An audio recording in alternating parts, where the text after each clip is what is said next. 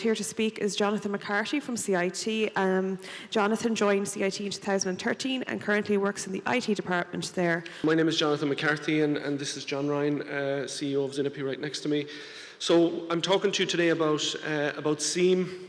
We've put SIEM into CIT. Sometimes it's pronounced SIM actually, but I'm going to use SIEM. So we've put SIEM into CIT, and I'm just going to talk to you about our experience with it. Three things I'm going to talk about today. Why did CIT need SIEM? What does SIEM do for us? And what next? I don't know if any of you guys recognize this chap. His name is Robert Mueller, former director of the FBI in the States. And he said that there are only two types of companies, those that have been hacked and those that will be. And that's interesting when you think about it in that sense. But when you go a little bit further, Misha Glenny, he took that statement slightly further and he said that there are two types of companies in the world, those that know they've been hacked and those that don't know. Why did CIT need SIEM? The hackers are getting younger, hacking is getting easier, and we're now educating them ourselves as well.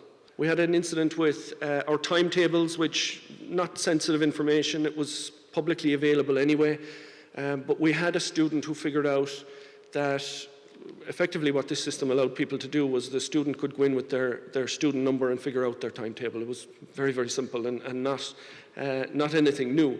But one of the students figured out with some basic SQL injection that he could extract everybody else's timetable, and he pulled all of this information out, which was relatively benign because it was publicly available anyway, but he did highlight a security hole in our layer of security.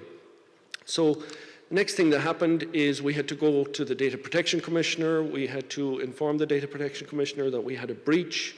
It wasn't terribly sensitive information, but we did have a breach. We had to start penetration testing this system. And Data Protection Commissioner said, while you're at it, we want you to penetration test all your other systems as well. And we were like, that's great, thank you very much for that. And in many ways, we can look back at this now and say it was a huge favor. You know, we're in a better place than we were. But I remember at the time thinking, I need this like a hole in the head now. This is creating so much effort for all of us that this kid has found a back door in our system, a vulnerability in our system. Ultimately, at this point, it leads us to realize that we absolutely need to start controlling what's happening inside this network. We spoke to other companies in private and public sector and asked them about what they were doing. And to every single person we spoke to, everyone was saying SIEM. You need a SIEM solution. That's the only thing that's going to really give you visibility as to what's going on within that perimeter. We spoke to lots of vendors. We got lots of responses. We interviewed a short list of vendors. And Zinopy came out on top as the partner we felt was going to actually give us the best service and the best solution. So we purchased SIEM as a technology from Zinopy, but also a SOC as a service, so Security Operations Service Center from Zinopy to actually manage that SIEM for us. And it was based on, and this is available to everybody in the sector actually, all clients of HEAnet can draw down from this if they so wish and engage with Zinopy. So that's where SIEM comes in. We start to feed these million transactions every 6 minutes into the SIEM solution and start to make sense of it.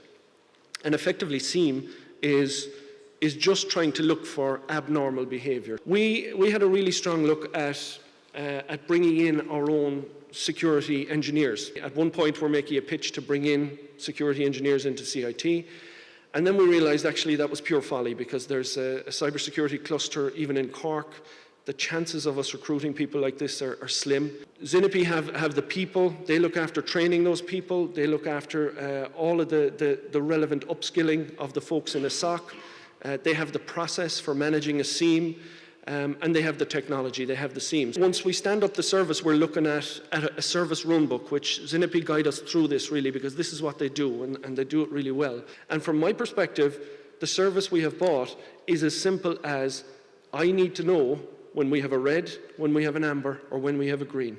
So we can buy this service for less than it cost for one security engineer. Thank you very much for your time.